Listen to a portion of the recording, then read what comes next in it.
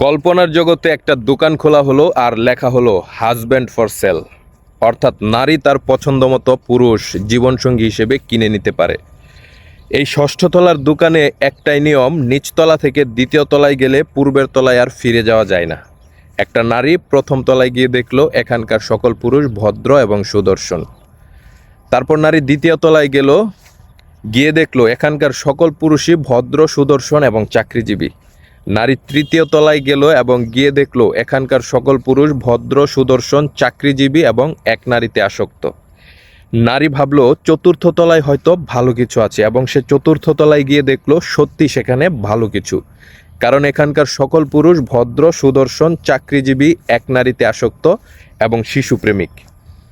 নারী পঞ্চম তলায় গেল এবং আরও বেস্ট জিনিস আবিষ্কার করে ফেললো, কারণ এখানকার সকল পুরুষরা ছিল ভদ্র, সুদর্শন, চাকরিজীবী, এক নারীতে আসক্ত, শিশুপ্রেমিক এবং প্রতিটা পুরুষেরই একটা করে বাড়ি এবং একটা করে গাড়ি ছিল। নারী ষষ্ঠ তলায় যাওয়ার সিদ্ধান্ত নিল এবং পা বাড়ালো। নারী ষষ্ঠ তলায় গেল এবং সেখানে আবিষ্কার করলো সেখানে বড় করে লেখা আছে, আপনার জন্য আর কোনো পুরুষই পৃথিবীতে অবশিষ্ট নাই, কারণ কোনো পুরুষ দিয়েই আপনাকে খুশি করা সম্ভব না। আমরা জেনে বুঝেই দোকানটা দিয়েছি, কারণ আপনি ষষ্ঠ তলায় আসবেনই।